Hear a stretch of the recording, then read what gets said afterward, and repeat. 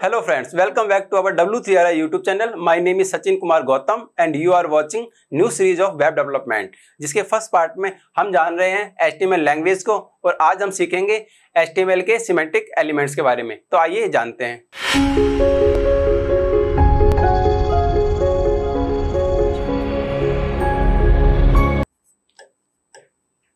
Semantic elements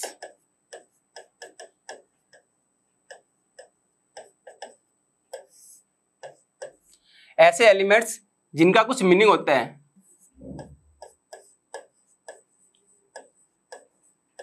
element with a meaning. HTML की language में ऐसे एलिमेंट्स जिनके नेम से ही उनका मीनिंग डिफाइन होता है, जैसे पी टैग। पी टैग से डिफाइन होता है कि इसके अंदर का जो कंटेंट होगा वो एक पैराग्राफ होगा, तो उसे ही सिमेंटिक एलिमेंट्स बोलते हैं कि जिनके नेम से उनके कंटेंट के बारे में आपको मालूम चल जाए कि वो कहना क्या चाहते हैं, उसके अंदर कौन सा कंटेंट आएगा। इमेज टैग है मान लीजिए, तो आपको मालूम चल रहा है कि इसके अंदर एक इमेज होगी। तो उसी प्रकार से जैसे जैसे HTML अपडेट हुआ उसके अंदर सिमेंटिक एलिमेंट्स ऐड होते रहे। तो आज हम जानेंगे सिमेंटिक एलिमेंट्स जो HTML5 में अपडेट हुए, जो नए आए हैं। तो उसके अंदर पहला है हमारा header, footer, section, article, main, aside,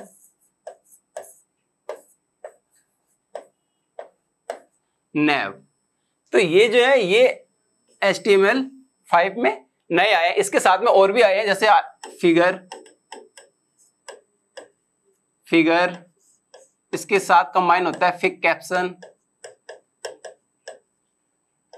details. तो बहुत से एलिमेंट्स हैं जो HTML5 में अपडेट होकर आए हैं, उनका सिमेंटिक एलिमेंट्स के अंदर ऐड किया गया। क्योंकि जब हम स्टार्ट करते हैं कोई भी सेक्शन बनाना, पहले जब बनाते थे तो हम ऐसे लिखते थे div, इसको क्लास दी हेडर। तो पहले क्या होता था कि डिफाइन करना पड़ता था, सारा काम इस div से होता था। इस div के अंदर यहां पे हेडर, मेन सेक्शन दे दिया कोई, फिर यहां फुटर दिया। तो div के अंदर क्लास ऐड करवा के हम बताते थे कि ये हमारा हेडर सेक्शन है, ये हमारा फुटर सेक्शन है, ये हमारे बीच का कंटेंट है।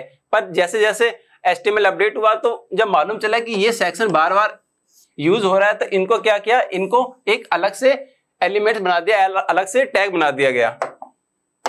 ठीक, why we use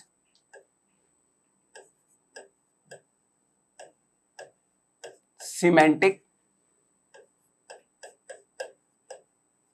एलिमेंट्स।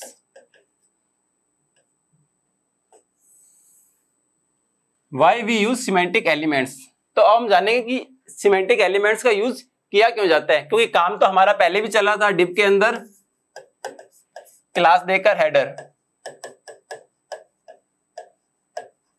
आप इसको ऐसे लिखेंगे या फिर आप हेडर का यूज करेंगे सीधा सीधा, इसके अंदर कुछ भी कंटेंट दिया, हेडर क्लोज। तो इसमें और इसमें क्या डिफरेंस है, जबकि कंटेंट तो हमारा ब्राउजर पे सेम दिखाई देगा। आप अगर इसके अंदर कुछ लिखेंगे या फिर इसके अंदर लिखेंगे तो आपके कंटेंट में कुछ भी डिफरेंस नहीं होगा, एक पॉइंट का भी डिफरेंस नहीं आएगा, सेम टू सेम ये दोनों। पर हम ये हेडर का यूज क्यों करेंगे, इसकी जगह div क्लास हेडर की जगह हम डायरेक्ट हेडर का यूज क्यों करेंगे।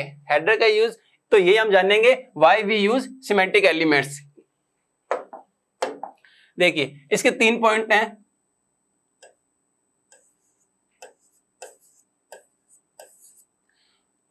फर्स्ट है SEO point of view, second है इसकी मेंटेबिलिटी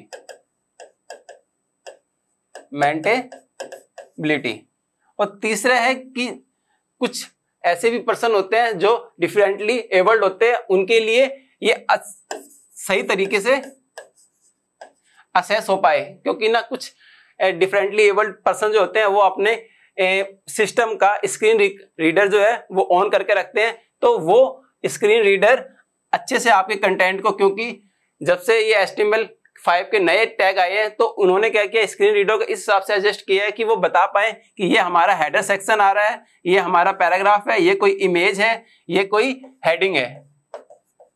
तो उसके लिए हम क्या करेंगे, सिर्फ उसी पॉइंट ऑफ व्यू से हम क्या करेंगे, सिमेंटिक एलिमेंट्स का यूज करेंगे। और जो सेकंड पॉइंट हमारा मेंटेबिलिटी, जब आप कोई किसी वेबसाइट का कोड करते हैं तो सिर्फ आप अकेले नहीं होते हैं जो उस पर कोड करेंगे। आप अगर किसी कंपनी में जॉब कर रहे हैं तो आपने किसी वेबसाइट का कोड बनाया है, फिर उसके बाद ऐसा भी होगा कि आप कभी आप उस कंपनी से छोड़ के भी चले जाएंगे, तो फिर क्या होगा, कोई जो सेकंड डेवलपर आएगा तो वो उसको मालूम चलेगा कि हम क्या, मतलब जो कोड देखेगा उसके अंदर वो डिफाइन कर पाएगा कि ये हमारा हेडर का पार्ट है, ये हमारा फुटर का पार्ट है। तो ये मेंटेबिलिटी बनी रहती है सिमेंटिक टैग का यूज करने से, कि जो नेक्स्ट डेवलपर या कोई और पर्सन जो इस पे काम करेगा इस कोड पे, तो उसको डिफाइन हो जाएगा डायरेक्टली कि हम किस सेक्शन पे काम कर रहे हैं।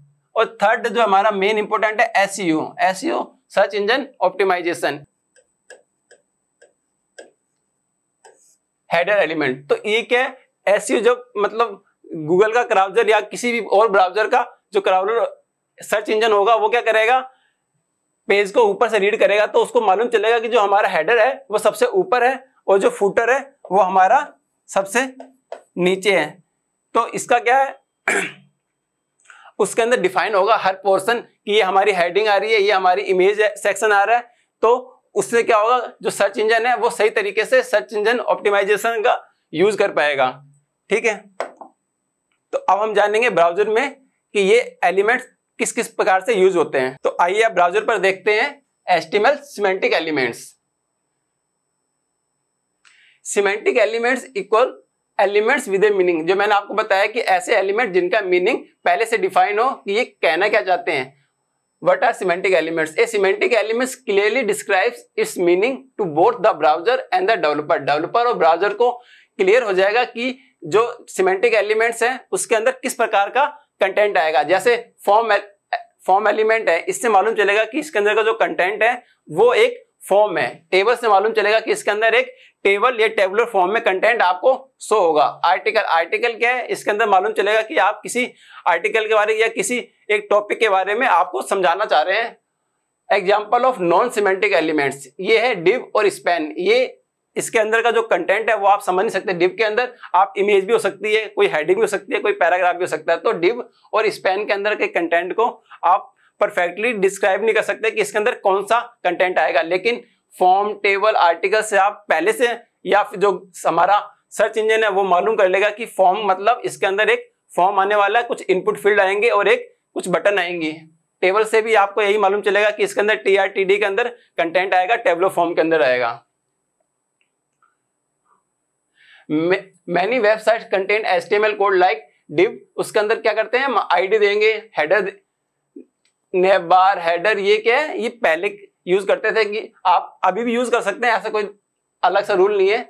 डिव को एक आईडी दे दी, नेव क्लास दे दी, हेडर, तो इसके अंदर जो कंटेंट लिखेंगे सो वैसे होगा। लेकिन जब बार बार यूज कर रहे हैं इसी चीज को, तो इन्होंने क्या किया है, W3 स्कूल ने, W3 कंसोर्टियम जो एक वेबसाइट है, जो एक संस्था है जो HTML के या किसी वेबसाइट के बारे में डिसीजन लेती है कि हम क्या अपडेट कर सकते हैं उसके, उसने क्या किया है, W3 कंसोर्टियम ने इन जो ये असाइड, आर्टिकल, टैग है, ये क्या बार बार यूज हो रहे थे, तो इनको ना एक आर्टिकल मतलब इनको एक डिफरेंटली टैग जो सिमेंटिक एलिमेंट है वो बना दिया है।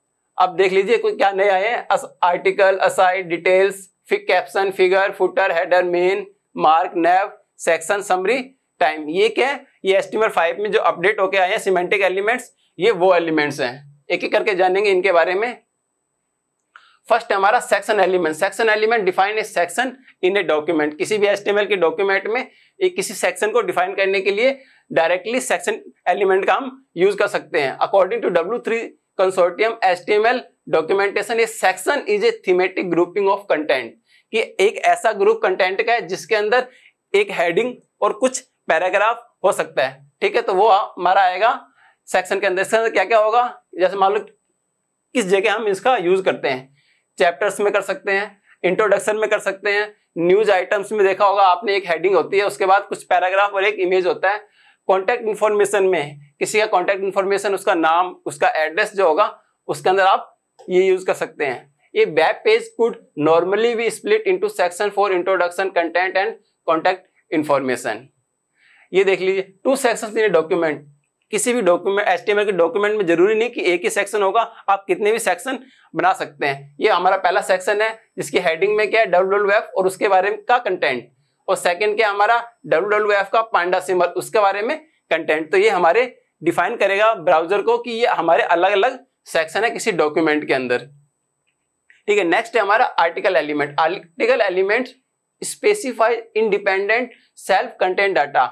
सेल्फ कंटेंट कंटेंट मतलब ये एक ऐसा आर्टिकल टैग, एक ऐसा टैग है जिसका यूज हम इंडिपेंडेंटली जो हमारे वेबसाइट से रिलेटेड हो या ना भी हो उसमें भी यूज कर सकते हैं। जैसे article element can be use forum post के बनाने के लिए हम इसका यूज कर सकते हैं, ब्लॉग पोस्ट के लिए, यूजर कमेंट के लिए, प्रोडक्ट कार्ड्स के लिए और न्यूज़पेपर आर्टिकल्स के लिए भी आर्टिकल का यूज करते हैं।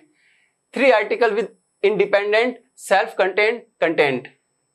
ये हम ब्राउजर जो होते हैं उसका एक अलग अलग आर्टिकल है। ये पहला हमारा गूगल क्रोम के बारे में आर्टिकल है, सेकंड है हमारा मोजिला फायरफॉक्स के बारे में आर्टिकल है, थर्ड है हमारा माइक्रोसॉफ्ट एज के बारे में आर्टिकल, ठीक।